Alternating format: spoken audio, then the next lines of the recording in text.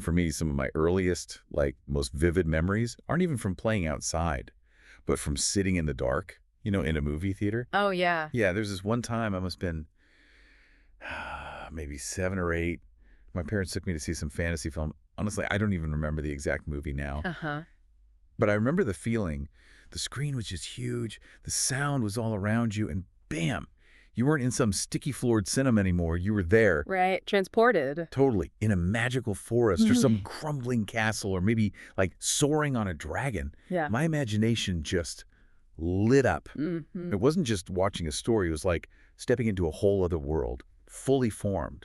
And that feeling, that kind of pure creative spark, it honestly stuck with me, still shapes how I think about stories, magic, building worlds, Yeah, I get that. It's that exact thing that fuels my D&D games today. That feeling of wanting to step through the screen or the book and just live in that reality for a bit. That is such a perfect way to put it. That feeling you're describing, that immersive wonder, that sheer imaginative spark. That's exactly what we want to tap into today. Mm-hmm. Because, you see, for this first exploration of the month, we're taking a little detour from the classic TSR module. The old school stuff. Exactly. Those original D&D adventures.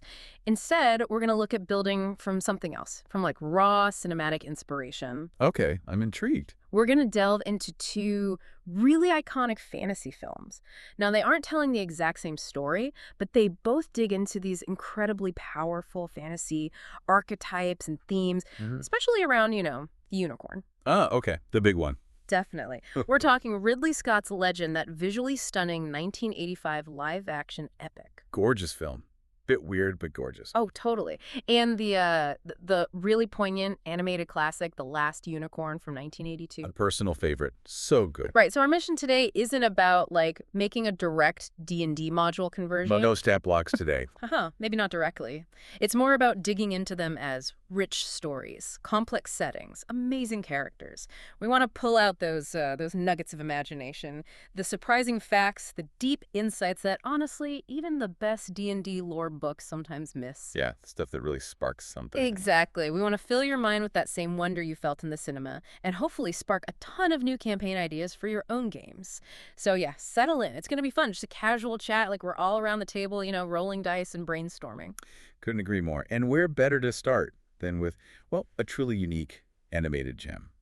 One that maybe gets a bit overlooked now, but wow, it holds so much magic. And it's got this surprising darkness to it, too. The Last Unicorn. Yes. Released in '82, directed by Arthur Rankin Jr. and Jules Bass. Now, you might know those names from, the old holiday stop-motion stuff. Laugh. Yeah, exactly. Rudolph the Red-Nosed Reindeer. But this is full-on animated fantasy, and it's adapted directly by Peter S. Beagle from his own amazing 1968 novel. Which is brilliant in its own right. Absolutely. And the premise itself is just wonderfully melancholic and epic right from the get-go. He's got this lone female unicorn, pure white, living in her enchanted forest. Conceptual spring. Right, flowers bloom year-round, leaves never fall. It's a serene, isolated existence. Until she starts to realize, slowly, chillingly, that she might actually be, the last one. Oof, heavy. Yeah. So she sets off on this kind of desperate, lonely quest to find out what happened to the others, who she eventually learns got herded away by this truly nasty, terrifying thing called the Red Bull. Yes, the name is ominous. Totally. Now, the film, it didn't exactly smash the box office initially, let's be real. It had a slower burn. But it's gained this massive, devoted cult following since then. And critics recognize it, too. The Online Film Critics Society ranked it 96th greatest animated film back in 2003. And honestly, watching it again, it totally deserves it. That mix of sweetness, mystery, and those surprisingly dark bits, it's captivating. It absolutely does deserve it, and its staying power really speaks to its depth, Yeah. The plot itself is this fantastic journey, just packed with twists and turns, so much stuff you can mine for D&D. Well, for sure. Let's start right at the beginning. That initial spark of doubt. Our unicorn, living in her perfect little eternal spring forest. Blissfully unaware. Pretty much. Then she runs into these, really coarse human hunters that can't find any game, obviously, because of her forest's magic. But before they leave, one guy almost casually just shouts out this warning, this prophecy almost, "You are the last." Chilling and so dismissive. Exactly. That simple line plants this seed of deep unease in her immortal mind. And later, this amazing frantic butterfly who talks in like song lyrics and snippets of poetry. He's great and kind of unreliable. Totally. He confirms her worst fear. The Red Bull drove all the other unicorns to the ends of the earth, maybe even into the sea. Wow. This emotional weight, right? The burden of being the last of your kind, this rare magical species on a desperate quest. That's such a powerful hook for a D&D character. Oh, yeah. Instantly relatable in a fantasy way. Think about it. A sorcerer whose magic comes from their ancient bloodline, but the line's dying out. Their powers are fading unless they find a way to restore it. Or like a paladin who's the last worshiper of a forgotten god, feeling that pressure to keep the faith alive. Precisely. It ties the big, world-shaking stakes directly to a character's personal existential crisis. Gives them a real, desperate reason to adventure beyond just gold or glory. What drives you when your whole identity, your whole people, might just blink out of existence? That sense of a desperate existential quest hooks you right away, and as she goes further out into this world she doesn't recognize anymore, her journey takes some really weird, kind of unsettling turns, which leads her to one of the film's most memorable and, frankly, creepy settings. Oh, I know where you're going. Mommy Fortuna's Midnight Carnival. Yes. Perfect D&D fodder. Right. So the unicorn, still looking for answers, gets captured by this wonderfully theatrical but genuinely sinister witch, Mommy Fortuna, and she puts her on display in this traveling midnight carnival. It's such a great concept. It is. Most of Fortuna's attractions are just normal animals, right? But she uses powerful illusions to make them look mythical. Like a beat-up old lion becomes a terrifying manticore. A sad ape looks like a satyr. Smoke and mirrors. Exactly. But here's the twist, the really chilling part. Fortuna actually has two real mythical creatures. The terrifying caged harpy, Seleno. Who looks genuinely dangerous. Oh, yeah. And, of course, our unicorn. But she uses an illusion to give the unicorn a second horn because, ironically, the regular folks are so blind to real magic, they can't even see the single real one. Yeah. It's this brilliant commentary on perception. It really is. And that whole carnival sequence, it's a goldmine for D&D ideas. That mix of illusion and real danger. Totally. A traveling carnival is a classic campaign hook, right? Draws the players into some local mystery. Maybe an illusionist NPC like Mommy Fortuna, maybe a hag, or a whole coven. Ooh, a coven running a carnival. Creepy. Right. And they're capturing real mythical beasts, keeping them hidden under subtle illusions. And that idea that common folk can't tell real magic from fake, how do you even do that in 5e? Good question. Maybe really high DCs for perception? Or only true sight reveals it? Yeah, maybe the hag uses a mislead on something truly nasty, making it look totally harmless unless you have true sight, or maybe like a passive perception of 18 or 20, way higher than a normal person. So the players have to actively investigate. Exactly. The beast only shows its true form if the illusion's broken, or if you poke it, basically. What if that, like, harmless boulder in the town square is actually a petrified Tarrasque? Oh, okay, that's terrifying. And the hag is slowly trying to wake it up, using illusions to hide it, challenges players to figure out what's real, not just fight. And then there's Schmendrick. Ah, Schmendrick the magician, if you can call him that. Right? This bumbling, self-proclaimed magician working for Fortuna. He's clearly incompetent, wants real magic so badly, but he sees the unicorn for what she is. He recognizes the real magic. Yes. He helps her escape, but in doing so, he accidentally frees Seleno, the harpy, and she just immediately, brutally takes revenge on Fortuna and her goon. It's a surprisingly violent moment. It is, and it throws up this great moral choice for players. Okay, you freed the good creature, but you also unleashed this chaotic, dangerous force. What are the unintended consequences of trying to do the right thing? That's such a key point. Unintended consequences. Schmendrick really is that, like, unreliable but ultimately good magic user. And freeing the unicorn is huge for his arc. Absolutely. Sets up the party dynamic. Totally. After they escape the carnival chaos, the unicorn gets a second companion. Molly Grew. Molly. Love Molly. She's great. She's the disenchanted, really practical lover of this blowhard forest bandit, Captain Cully. Who thinks he's Robin Hood, but isn't. Exactly. And Molly's cynical, world-weary attitude is such a perfect counterpoint to Schmendrick's kind of flaky idealism and the unicorn's, ethereal innocence. The grounding force, definitely. Yeah. This trio, it immediately feels like a classic D&D party, doesn't it? Yeah. You've got the noble but naive main character, the kind of clumsy but well-meaning wizard trying to figure out his powers, and the cynical but loyal rogue or fighter type. The classic archetypes, how do they actually work together? Right. How do their different views clash or help each other? Molly, she's the one asking the practical questions, always looking for a real solution, not just hoping for magic. What happens when your party faces pure evil, but one member is still mad about, like, their jerky ex-boyfriend, like Molly is with Cully? Haha, yeah. That internal stuff makes the party feel real. And their journey keeps going, taking them closer to King Haggard's castle, which is just this bleak, miserable place. Looks like it feels, no joy allowed. Sets the mood perfectly. And it's as they get close that they have that terrifying encounter with the Red Bull itself. Oh man, the Red Bull. Still gives me chills. It's this primal elemental force, right? Like living magma, eyes burning, just relentless. It moves like a landslide, hurting the unicorns, not by hitting them, but with this overwhelming terror, pushing them into the sea. Just awful. Helplessness. And just before the unicorn gets dragged into the water, Schmendrick, in this desperate, uncontrolled burst of real magic, Lionel. he transforms her into a human woman, Lady Amalthea, in this moment. So huge. So many D&D possibilities. Yeah, because the bull just loses interest. Exactly. Sees a human, moves on. But the unicorn is left totally reeling, feeling mortality for the first time. Cold, hunger, fear, human sadness. Schmendrick promises he can change her back, but the experience fundamentally changes her, gives her emotions she never knew. That transformation. Immortal to mortal. That just screams D&D character arc. Yeah. But how do you, as a DM, actually get that feeling across to a player? That loss of self, the shock of mortality. That's the challenge, isn't it? Is mechanics, role-playing prompts. Maybe the character just reacts weirdly sometimes. Imagine an elf PC or an Aasimar suddenly feeling starved or truly cold or just the weight of time passing. It'd be profound. Could change their whole outlook, their alignment maybe. Yeah. And this transformation lets them get inside King Haggard's castle, which is full of its own grim intrigue. Lady Amalthea comes in, replaces the old wizard, Mabrook. Who totally sees through the disguise. Right. He recognizes her, warns Haggard his doom is coming, and Haggard just ignores him.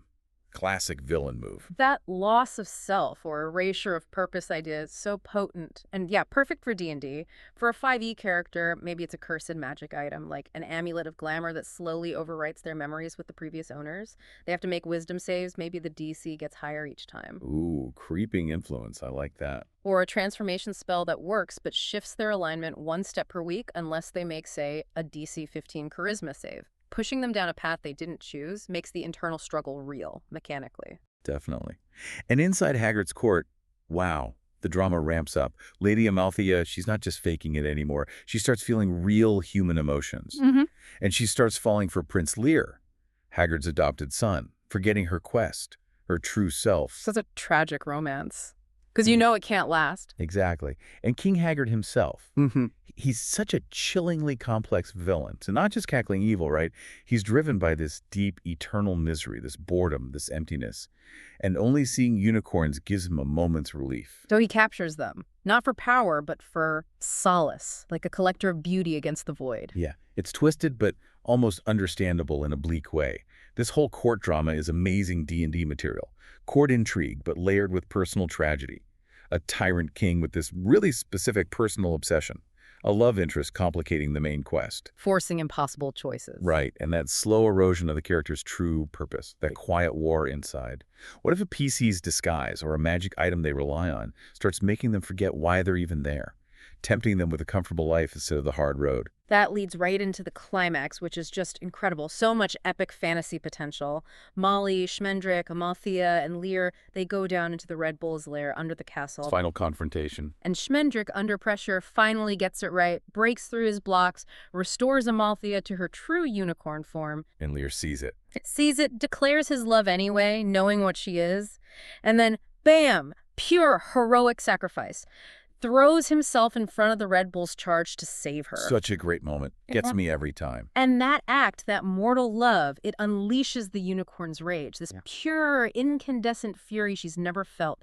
She turns on the bull, attacks him, drives him into the sea. Not just defending, but fighting back. Exactly. And as the bull drowns, hundreds of trapped unicorns just surge out of the waves, freed. This majestic wave of magic returning. It's epic. Haggard's castle collapses. He dies. Fitting end. So satisfying. God. Cathartic. Absolutely. Heroic sacrifices, the power of true love, righteous anger, a villain's obsession destroying them, climactic battles reshaping the world. It's all stuff a DM can grab directly. But the story doesn't just stop with, yay, they won, which is brilliant. In the aftermath, the unicorn, fully herself again, revives Lear with her horn. A bittersweet farewell. Go say goodbye. Then she says goodbye to Schmendrick and Molly. Schmendrick feels bad, right? Thinks he's burdened her with mortality, with regret and love, stuff that might keep her from just being a pure, ageless unicorn again. Like she's tainted now. But she disagrees. She accepts those feelings. Realizes they make her unique, made her capable of empathy, helped her save everyone. So it wasn't a burden, it was growth. Exactly. It's a powerful reminder that not all D&D endings are perfectly happy. Sometimes victory changes you forever, leaves scars or wisdom, enriches your character in unexpected ways, makes you ask, what's a real victory? Is it always clean? Or is it sometimes bittersweet, leaving the hero changed but maybe stronger for it? That's deep. And speaking of character, wow, the voice cast and the animation, we have to talk about that. The film has this incredible star-studded cast that just elevates everything. Oh, absolutely. Who stands out for you? Well, Mia Farrow as the Unicorn Amalthea. Perfect blend of that ethereal quality and the growing human sadness. Heartbreaking. Alan Arkin as Schmendrick, though apparently Peter Beagle, the author, thought he was a bit too flat. Haha, really? Author's notes. Yeah. Fun trivia. Jeff Bridges as Prince Lear, just pure heroism and sincerity. Tammy Grimes as Molly Group Eagle loved her performance, said she brought Molly to life. You really feel that cynical but caring vibe. Robert Klein is the butterfly. You may indeed, you may love the butterfly. D'Angelo Lansbury as Mummy Fortuna, chillingly theatrical. And Christopher Lee as King Haggard. Legendary. Totally. Apparently Lee loved the book so much he brought his own annotated copy to the recording, and he voiced Haggard in the German dub too. His performance just nails that bone-deep misery. Dedication. And Paul Frees voices Mabruk, the cat, the tree, and René Auberjonois as the skull. Just an amazing lineup. Makes every character feel real. It really does. But here's the kicker. The really interesting bit for you listeners. Something that adds this unexpected layer of artistic legacy. The animation was done by Rankin Bass, the holiday special guys, in collaboration with a Japanese animation studio called Topcraft. Okay. And here's the mind-blowing part. The core team at Topcraft, right after finishing The Last Unicorn, they went on to form Studio Ghibli. Wait, the Studio Ghibli? Seriously. Spirited Away, Mononoke, all of them. That beautiful, unique visual style in Last Unicorn, that fluid, almost painterly animation that was so different for Western audiences back then. You can totally see the seeds of Ghibli right there. Wow, that changes how I see the film, actually. That's incredible. Right. Adds this layer of artistic importance, shows that inspiration for your D&D worlds can pop up in the most unexpected places from these amazing artistic legacies. Great art just connects across time and borders. That Ghibli connection is mind-blowing. Wow. And it really speaks to the animation quality, that it laid that kind of groundwork. And speaking of unforgettable things, the music. Just like the animation, it's absolutely crucial to The Last Unicorn's magic. Oh, the soundtrack is iconic. Beyond the visuals, beyond the voices, the music creates that enduring, melancholic feeling. The score was composed by the legendary Jimmy Webb, and the songs performed by the band America. Horse with no name, yeah. With the London Symphony Orchestra adding that gorgeous, sweeping depth. And the songs, like the main theme, The Last Unicorn, they don't just sit in the background. They carry the story, deepen the emotions, like lyrical guides through the whole thing. Oh, those songs, they just get stuck in your head, don't they? Yeah. In the best way, that timeless, haunting quality. And for a D&D game, think about it. A strong soundtrack can totally change the mood of your campaign. Absolutely. Sound design is so important. We spend ages crafting stories, but the sound, often forgotten. You can totally use lyrics from the Last Unicorn theme, I'm alive, as like prophecies, or clues in ancient lore sung by bards, riddles maybe, has such emotional depth. Or use the sadder songs like Man's Road for those really somber moments in the campaign. Loss, reflection. Yeah. It works perfectly. It really does. The music is an anchor. And even though it struggled at first, The Last Unicorn has kept that cult following, resonates across generations. Janet Maslin, the New York Times critic, even back then called it unusually good, praised the cast, the style, the unexpectedly touching ending, knew it stood out. It's not just a kid's cartoon, is it? It's art. Definitely. And you got to wonder, Why does it resonate so much? That mix of sweetness, mystery, darkness. Why does this stick with fantasy fans? It's such perfect D&D fuel. It is. It's this unique, melancholic fairy tale that doesn't shy away from the tough stuff, life and loss, even with all the magic. That gentle sadness is a powerful mood to capture in a game. Okay, so we've bathed in the bittersweet beauty of The Last Unicorn. Now let's switch gears completely. Let's turn to a film that offers a much darker, visually grander, but equally magical fantasy. Ridley Scott's 1985 live-action epic, Legend. Oh, boy.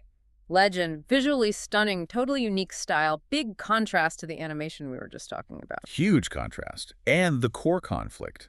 Grand, but also kind of personal. You've got the Lord of Darkness plotting to plunge the whole world into eternal night by, guess what? Killing the last unicorns. There's a theme here. There is indeed. It's this primal battle for innocence, for light itself, against this massive creeping shadow. And the plot of Legend is just this vivid picture of light versus shadow right from the start. This world of almost like Edenic perfection. Yeah, Princess Lily. Pure innocence, flowing white dresses, totally connected to nature. And her bond with Jack of the Green. The wild hermit guy, yeah. Like a nature spirit himself. Understands animals. And their world. This gorgeous sun-dappled meadow, flowers everywhere, a whole vibrant ecosystem kept alive by the unicorn's magic. It clearly shows you what's at stake. Paradise, about to be shattered. Right, and then comes the Lord of Darkness. Towering, terrifying, just an iconic archfiend design. Tim Curry, unforgettable. Absolutely. And his only goal, extinguish all light, create eternal night. So he summons his goblins, Blix, Pox, and Blunder. Wonderfully grotesque little guys. Yeah. Kind of bumbling, but totally sinister, like evil interns. Yeah, exactly. And their mission, kill the unicorns. What's cool is Darkness actually tells Blix why. He points at the unicorn's alicorn, that single spiral horn. Says that's the source of its power. Not just a horn, but a conduit. Right. A connection to heaven, reservoir of magic, maybe the life force of the world itself, and that's the target for D&D. Perfect BBG. Using low-level, specialized minions for a huge world-altering job. And the alicorn as this massive artifact. Campaign gold right there. Totally. A MacGuffin with cosmic stakes. And it's Lily's actions, right? Seemingly innocent, but they trigger the catastrophe. Yeah. She defies the rules, approaches and touches the stallion unicorn.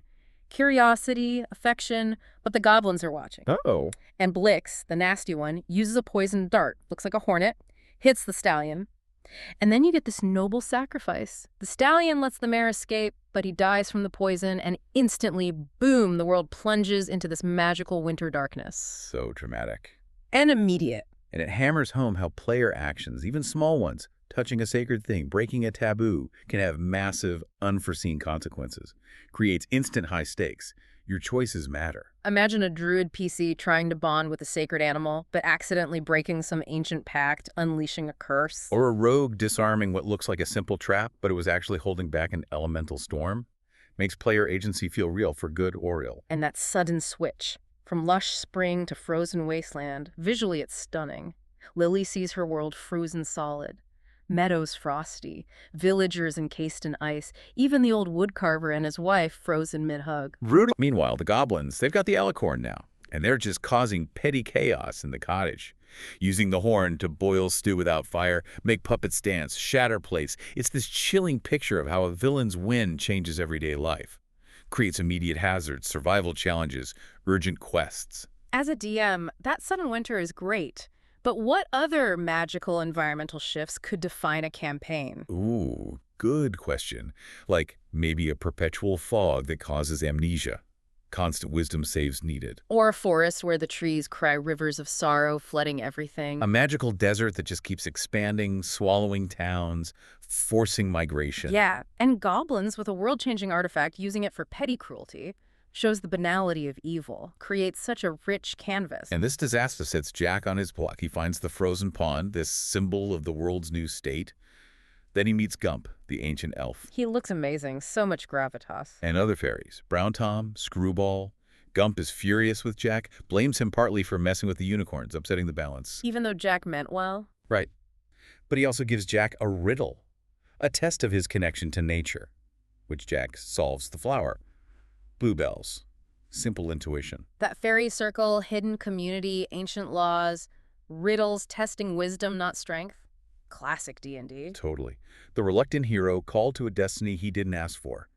How would your players react if ancient fae blamed them for a disaster, even if they had good intentions? What if the solution isn't fighting, but solving a riddle about existence itself? Great moral gray areas. Perfect Fae adventure hook. So Jack, now on this quest, guided by Luna, the tiny fairy, She glows. he goes to an ancient tomb, crumbling monument, to get a golden sword and armor. Another great D&D touch, right? Sacred tombs, ancient heroes, artifacts waiting for the right champion. Perfect for a ranger or any martial class stepping up. Inheriting a legacy. Meanwhile, Lily, captured by goblins, imprisoned with the mare unicorn, deep in Darkness's lair. The great tree. Looks terrifying. And here we see Darkness's real plan for Lily. He doesn't just want to kill her. Too easy. He wants to woo her, break her spirit, corrupt her innocence. Her pure soul is the ultimate prize for him. Psychological warfare. Truly evil. Diabolical. And this sets up a classic dungeon crawl for Jack and the fairies. Sneaking through the great tree, twisted organic corridors, endless pits, that pulsating horn that's like Darkness's heart. Super creepy visuals. And there's that great bit where they meet Blunder the goblin, who's Screwball's twin, and Luna, the tiny fairy, has to go full-size burst of magic to grab a key so they can keep going. So many D&D elements packed in there. Totally. Dungeon crawls, stealth missions, prison breaks, a villain trying to corrupt a hero, not just kill them. Imagine a BB Gen genuinely trying to turn a PC evil, offering power, twisted desires. What moral choices come up when a shape-shifting fairy offers a shady deal for help? Forces players to think about good, evil, and sacrifice. The character design and the visuals in Legend are just phenomenal, iconic, unforgettable. Team Curry is Darkness. Legendary. Pure seductive malevolence. Mia Sara is Lily, perfect innocent charm, the beacon of light. Tom Cruise, Jack the Green Man, that wild nature connection. Even the goblins, Blix, Pox, Blunder, wonderfully grotesque, each distinct. The art direction is incredible. Stunning. Often unsettling, too. From the ethereal forests to the gothic fire and shadow lair of Darkness, every frame is a painting. Pure inspiration. Completely agree. And the way Legend uses the environment itself to mirror the conflict, masterclass. It's not just backdrop, it's a character. Yeah, environmental storytelling. As DMs, we can steal that. Use strong character designs, vivid settings, but also how the environment reflects the conflict. That sudden winter isn't just weather. It's Darkness's power made real, turning familiar places hostile. The great tree, once life, now a twisted fortress of corruption. Setting can be as much a character as any NPC. Informs mood, challenges, choices, makes players feel the stakes viscerally. It's incredible how these two films, so different in style, both pull from these core fantasy ideas. Now that we've looked at Last Unicorn's melancholy journey and Legend's epic struggle, let's kind of weave them together. Look at the comparisons, the shared threads, the different flavors they offer for RPG inspiration. Yeah, let's compare the magic. First, the big one, obviously. Yeah. The unicorn. Central, symbolic. In both films, they're symbols of purity, light, nature's balance. Their survival directly impacts the world. Right. In Last Unicorn, her presence makes the eternal spring. In Legend, they prevent eternal night. Their fate is the world's fate. And that leads right into the next big similarity. The battle against darkness. Classic fantasy struggle. Both have this malevolent force trying to snuff out the light, plunge the world into despair or nothingness. The Red Bull in Last Unicorn, herding them into the sea for Haggard's weird solace. The Lord of Darkness in Legend, wanting to destroy the Alicorn for eternal night. It's that universal good versus evil thing. And both show how a D&D campaign can focus on one symbolic creature or force whose fate is tied to everything. Clear stakes, super motivating for players. And both have a hero's journey, right? But with different flavors. Last Unicorn, the protagonist transforms, faces mortality, human emotion, loss of self, to restore her kind. More internal transformation. Yeah. In Legend, Lily starts innocent, Jack's a hermit, they're thrust into undoing the damage, facing corruption, guilt to restore balance. More external conflict driving internal change. Both show that heroism is often an internal battle, too. And the consequences, ripple effects. Crucial for D&D. In both stories, one action, sometimes small, kicks off world-changing events. The unicorn leaving her forest makes her vulnerable, endangers her whole species. Lily touching the stallion leads directly to the freeze. Big lesson for DMs. Player actions, even small ones. Touching something sacred, pulling a lever, breaking a taboo. Huge, unforeseen consequences. Makes players feel their choices really, truly matter. They're responsible. But even with those common threads, their storytelling approaches are so different, which is great for DMs, gives you options. Totally. Think about tone and atmosphere. Last Unicorn is melancholic, whimsical, like a fairy tale, but with that bittersweet edge. Regret, cost of immortality, accepting change. Poignant, introspective. Yeah, very thoughtful. Legend, much darker, gothic, visually grand. Epic fantasy. Heavy symbolism, direct, almost operatic battle between light and shadow. So as a DM, you can choose, right? Uh-huh. Do you want a campaign with those poignant moral dilemmas, character depth, maybe a bittersweet end like Last Unicorn? Or do you want that epic, high-stakes fight against primordial darkness? Stunning visuals, clear struggle for the world like Legend. Or, hey, mix them up. Create something nuanced. The character agency feels different, too. The unicorn's journey is self-discovery, accepting new emotions, meditating on being alive almost. Lily's is more direct, undoing damage, facing corruption, choosing to fight, internal transformation versus external conflict driving the arc. And the magic systems. Schmendrick's magic in Last Unicorn is unpredictable, kind of clumsy, evolves as he grows. Wild, untamed, hard to channel. Shows magic isn't always neat. Right. Feels earned when it works. In Legend, you get the fairies' magic more direct, ritualistic, ancient, elemental. And then Darkness's power, raw, corrupting, pure evil. Even animation versus live action gives different feels. Animation's fluid, dreamlike, abstract beauty. Live action grounds it, makes the fantasy feel gritty, tangible. These differences are awesome for DMs. What kind of magic fits your world?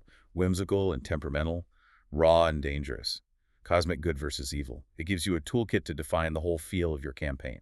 Okay, let's get to the really fun part. Tangents, imagination sparks for 5th edition D&D. These films are just packed with ideas we can lift straight into our games. Yes. Let's brainstorm. Where do we start? Unicorns themselves. Perfect place. In 5e, yeah, they have a stat block. But these films show us their emotional depth, symbolic weight, go beyond HP and attacks. What if the alicorn isn't just a weapon? What if it's a focus for prophecy? Lets the land speak through it. Ooh, like a conduit for Gaia. Or its purity is directly tied to a region's health. Killing it blights the land. Or, more twisted, what if it's used like a phylactery for a villain? Their life force bound to its pure magic, destroying it. Maybe good, maybe devastating side effects. Imagine needing the horn to heal a blighted land, but using it requires this profound, painful sacrifice from a PC, not just winning a fight. Love that. The alicorn has a double-edged sword, demands a spiritual cost. Brilliant. And the villains, King Haggard's tragic obsession, driven by misery, only stolen beauty helps. Makes you think twice about just killing him, right? Maybe the quest is to cure his misery. Right. And darkness is pure, primal malevolence, wanting just oblivion. Different motivations offer unique challenges beyond combat. What about a hag coven inspired by Mommy Fortuna? Yes. Not just capturing creatures, but twisting them with illusions, hiding dangerous things as harmless pets, layers of deception, moral quandaries. What if they kidnap a beloved NPC, but under illusion they look like a monster the players have to slay? How do you see through it? Environmental storytelling, too. Big takeaway from Legend. That sudden winter. Shows how a catastrophe changes everything. Urgent quests, survival challenges, shifts the whole campaign dynamic, forces players to adapt, feel the villain's impact. What other magical environmental changes could work? Perpetual silence where magic fizzles. Spellcasting checks get harder. Or a region where gravity randomly flips. Travel is chaos, combat is nuts. Not just cosmetic, they change the rules. Fresh challenges. And transformations, curses. The unicorn becoming a Malthea, grappling with mortality, love, Jack's Green Man connection, that primal power. So much inspiration for character arcs, magic items, spells in 5e. What if a PC gets cursed into a totally different form? Different alignment, fragmented memories. How do they handle that loss of self? What if shape-shifting magic slowly changes your personality, twists your goals? Amazing role-playing potential. I tried a carnival arc once, totally inspired by Mommy Fortuna. Players spent ages trying to spot illusions, convinced everything was fake, then nearly got eaten by a very real owlbear in a terrible wig. Ha! Perfect. Made them question everything. See? Illusion can be fun and frustrating. And the NPCs. Companions. Molly grew hardened, practical, grounds the party, cuts through the magic with common sense. We need that sometimes. Schmendrick, bumbling but essential magic support, finds his power when needed. Great arc for a starting magic user. The fairies in Legend, quirky, powerful, dangerous allies with their own agendas, riddles, force players to deal with fey rules, complex morality. Prince Lear, genuine hero, loves the unicorn no matter her form, true devotion. Offers diverse NPC roles beyond quest giver or foe. Companions who challenge, support, form real bonds. And the moral dilemmas. Those are key for me. The unicorn accepting regret and love bittersweet growth. Lily's guilt over freezing the world, heavy responsibility. These aren't just plot points, they challenge players beyond combat. give PCs choices where the good outcome has a tragic personal cost, like the unicorn's regret. Or after a player screws up, don't just punish them. Show the lasting consequences. Make them live with it, maybe atone, like Lily facing the frozen world. These films make you think about what being a hero really costs. We really want to encourage you, our listeners, think about your favorite film stories. How could you break them down for D&D ideas? It's not just rulebooks. Sometimes the best magic is in stories we already love. Absolutely. And don't forget the history here. Both films, early to mid-'80s, part of that huge wave of fantasy cinema that influenced so many of us playing D&D now. They're woven into the fantasy zeitgeist, shaped how we imagine myths, quests, light versus shadow. They're a big reason we love this stuff today, a common touchstone. This has been fantastic, really digging into how The Last Unicorn and Legend, though different, offer these amazing wells of imagination for D&D. Remember, everyone, inspiration is everywhere, not just official books. Best ideas might be hiding in plain sight in movies, books you love, just waiting to spark your next adventure. Yeah. We really hope this exploration gave you some fresh ideas for your next campaign. What other fantasy films do you pull ideas from for your D&D worlds? Seriously, let us know in the comments below. Yeah, we'd love to hear them. And while you're down there, hey, leave a like, subscribe to the Deep Dive, maybe share this with your gaming group, and ring that notification bell so you don't miss our next exploration. And here's a final thought to chew on for your next session. If you could grab just one magic item from either The Last Unicorn or Legend and drop it into your 5th edition campaign, what would it be? And what kind of chaotic good or maybe chaotic evil would it unleash on your world? How would it change everything?